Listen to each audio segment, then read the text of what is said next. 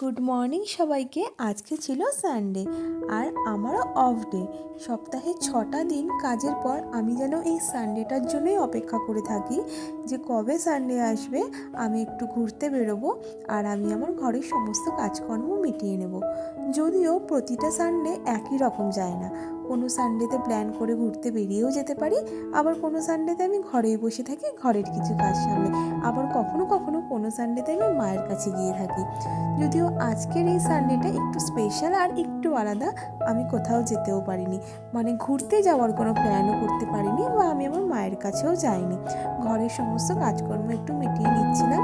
আর তার ফাঁকে দেখো দেখো আমার কতটা সাজগোজ হয়ে গেল, তোমাদেরকে তো বলিনি কেন এত সাজগোজ করছিলাম। আজকে দুপুরবেলা আমার ছিল একটা ইনভিটেশনের, তো ওখানেই যাওয়ার জন্য আমি একটুখানি হালকা করে সেজে নিলাম।